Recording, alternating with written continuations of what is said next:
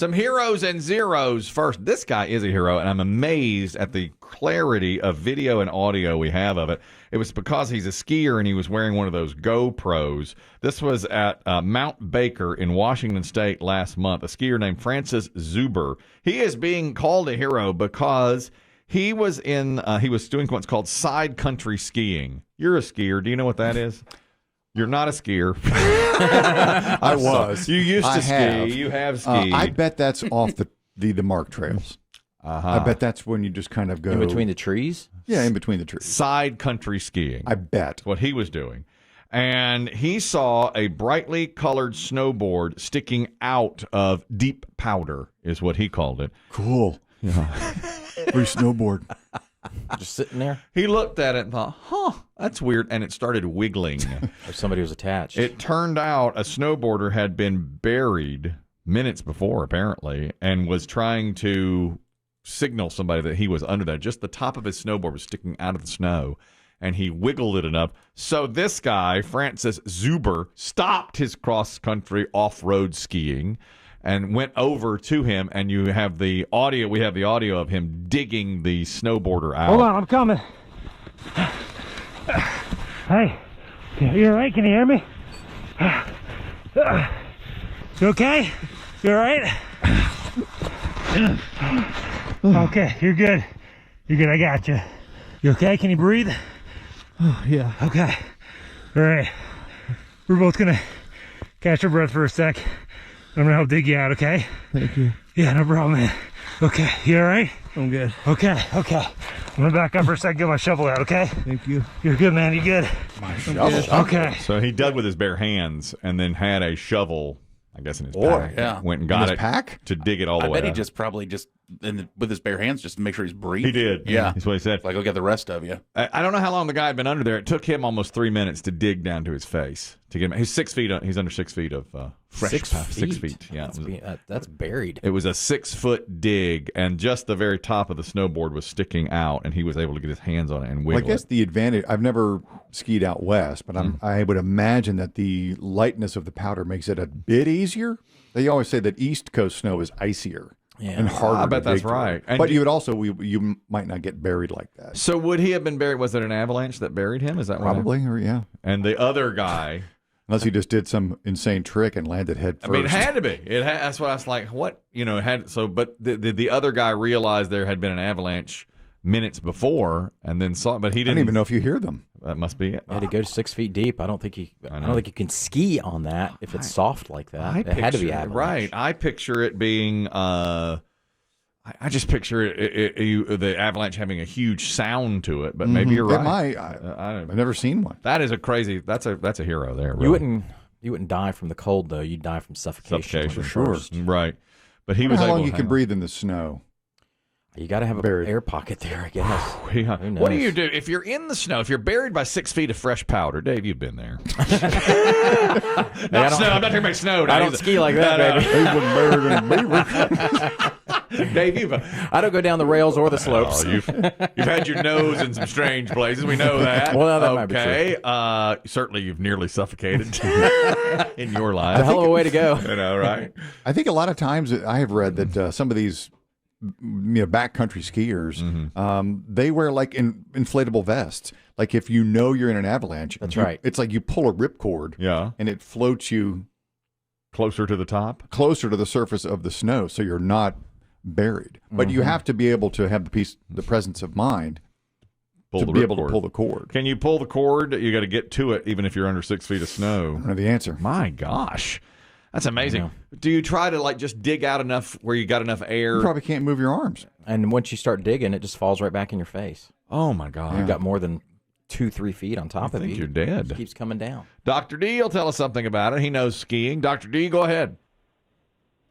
Hey, so when there's a lot of powder and a lot of fresh snow, every tree gets a structure called a tree well built around it.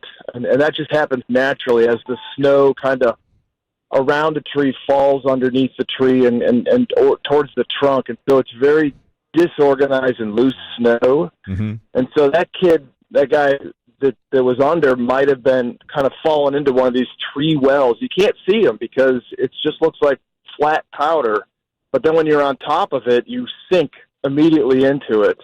And they're very dangerous. They claim, I don't know, a couple lives every year out west.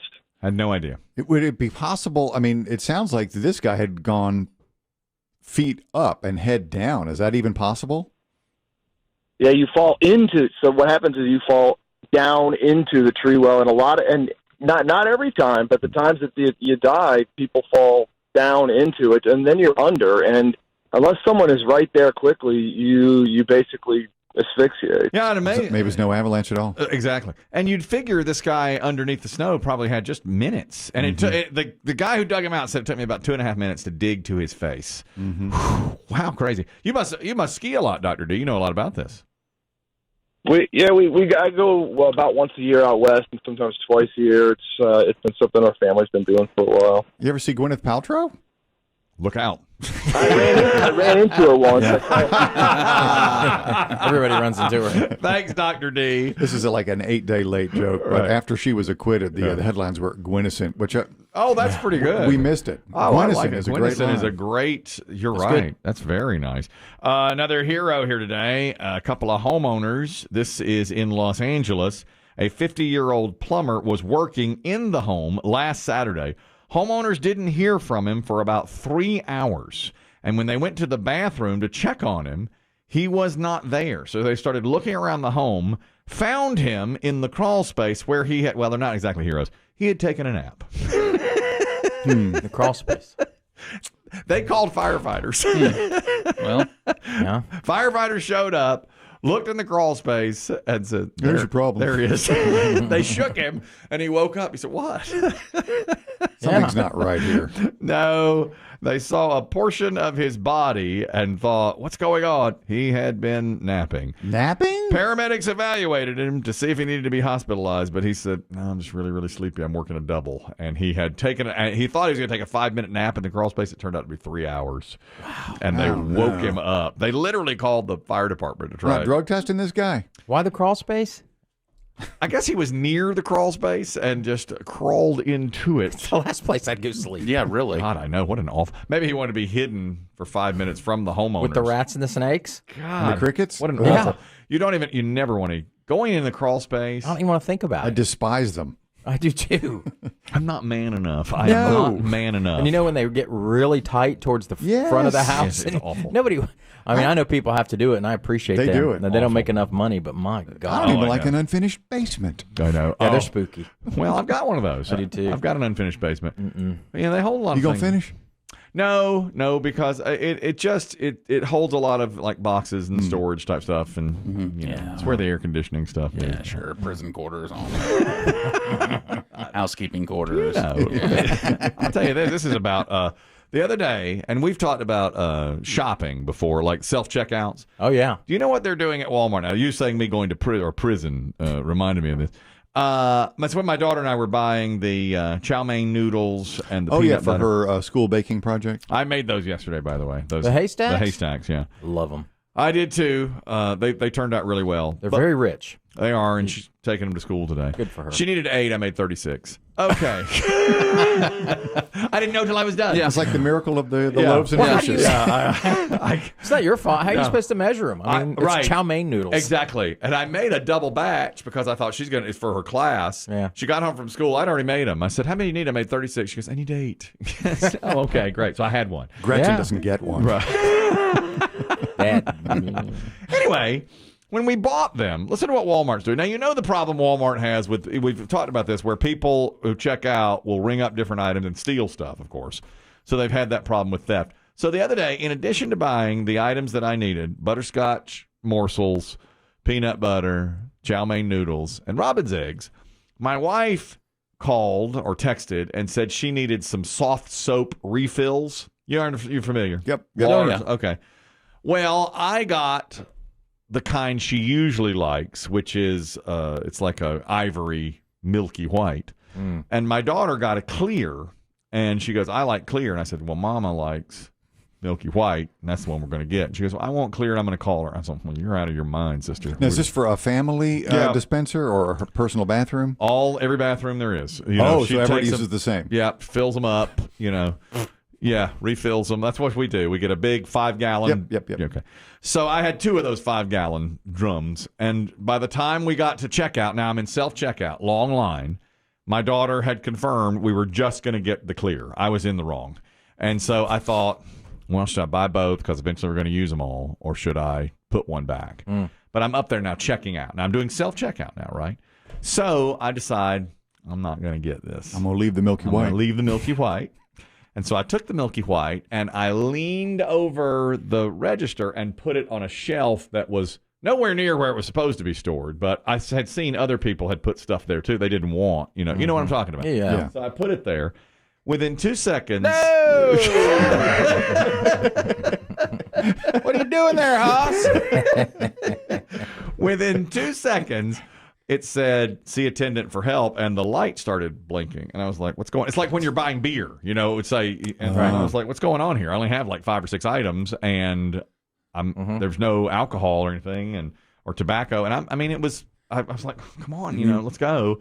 And the woman comes over, and I'm standing there like In Karen pose. And I'm just like, what is going on here? Why I don't want the Milky White. Why do I have to wait? Now, I put the Milky White in the wrong place, okay? I thought for a second you said it had scanned by accident. No, it did not. It did not. I made sure that so I it never reached made over. it to the scanner. No, it did not. And I took it out of the buggy, and I leaned in and put it over, okay? Old Milky White. Oh, Milky White over here. I see the Milky White. Okay. So, finally, the woman comes over and I said, I don't know what the problem is. I put that Milky White out of my mind. I didn't even consider it. And she said, well, I'll be able to tell you. And she hit a button, and there was a video of like 20 seconds of me standing there scanning. It's me doing that. Looking over your shoulders, eyes darting back and forth. Yes. And then I've got that Milky White, and my chest goes right up to the camera. Oh, here's your problem, sir. What's this little move? You're going to grab that on the way out? And then Going to pass that to the child? Of course, she turns and looks at it and sees Milky White sitting right there, and she goes, well, that's why it stopped you, because you made an unnatural move. Dang. Huh. At a Walmart. At a Walmart. That's high tech, man. It was. And I she said, You see yourself on the camera I at was like, Walmart. what's going on? And all of a sudden the screen just became me scanning stuff Mindlessly. and then leaning in with my I didn't know it had that technology. first I've seen of it. I thought somebody had to go back and look at it. I Of didn't know the course. computer picked up Of on it, course. too. Well, Let's go to the tape. He's not stealing, even. He's not competent either. I was It not appears the stealing. move right here is where he got in trouble. Is he getting a text from his wife and he checks the phone one last time? Yes. And it caught all of it. And I was like, oh, I didn't know it could do that. Well, we've talked about this before, too. I don't shop at Walmart, but at Target, when you go through the self-checkout there, there's usually a moment where it takes if it's taking your cash, it's counting it, or if you're using a credit card, it takes a moment to process. Right. And that's always the moment I look up and I look back at my ugly face in the camera. I wonder if they can do the same thing. I bet they and can. do a backup. I bet they can. Yes. Yeah. It sure backed up about 20 seconds on me when that woman hit a button. I was like, oh, I didn't know you could. The old Milky White maneuver. Yes. And she goes, you see what you did here with Milky White? I do indeed. Yeah, Milky. But I don't want it. and, Well, you gonna take and it. then she had somebody take it back to where it should have been. Yeah. I was like, oh, geez. I said, I decided not to buy it. Devin, we got another one. I decided not to buy this one. Oh, my gosh. I remember that. That was crazy. wasn't it? Meanwhile, the guy behind you was just stuffing his pants full of ground beef while she's distracted with Probably. you. Carrying out a TV. Probably so. TVs and steaks. That's exactly right. You're getting the tape rewound, and they're just carrying things by. I know. I just did not know that could be done. Now, this is about stealing. We have a 0 here today. Someone had stolen a giant red spoon from a Dairy Queen in Los Angeles. Yesterday, we had a report. Did not get to it, but we had a report on it yesterday. I guess for their signage, they use a giant red spoon, and cops were saying, "We got you on video. We're going to get you." This is a very unusual case that involves a giant spoon. He's seen cutting the spoon from its holded area, grabbing the spoon and walking off and loading it into the trailer of his truck. They did come prepared with the trailer. It's a very large 12 to 15 foot red spoon that we're looking at here. I mean, if you're driving down the street and you see a giant red spoon hanging out of somebody's truck or in their garage, definitely contact Silent Witness, because a red spoon like that definitely does stand out whenever you're going through the neighborhood.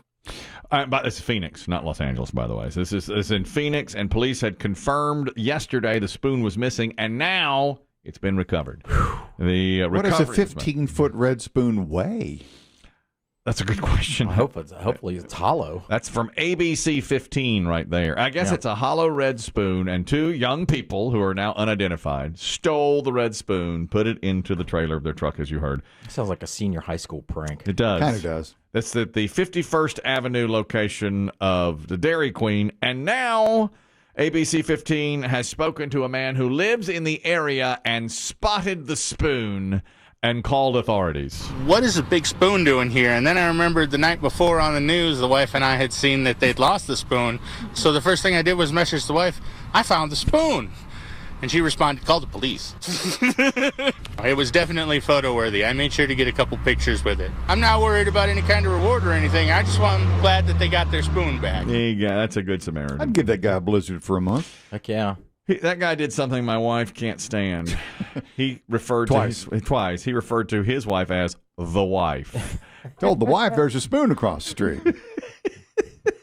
The wife said, "Call the police." Yeah. What is a big spoon doing here? And then I remembered the night before on the news, the wife and I had seen that they'd lost the spoon. So the first thing I did was message the wife, "I found the spoon." And she responded, "Call the police." He did. What does she like? My wife? She likes the wife. She likes my wife. Yes, she doesn't like the wife. The wife sounds so much more grand. She thinks it's the wife. It sounds a little handmaidey. Yeah.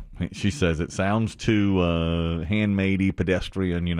Refer to me as my wife. It almost sounds like the truck.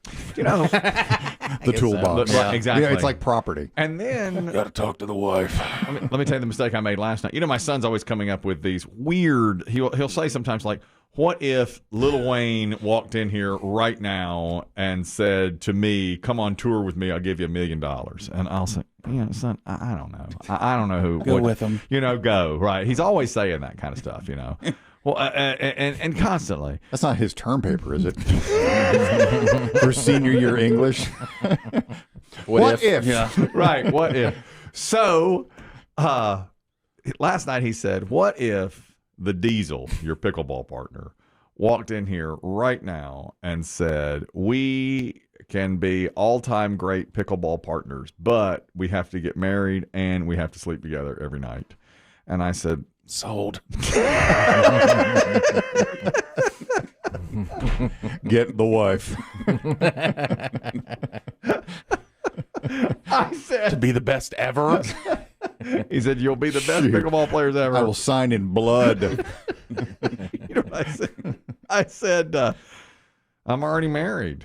And my wife said, "That's your response to that?" "I'm already married." Oh, if only. If only I weren't.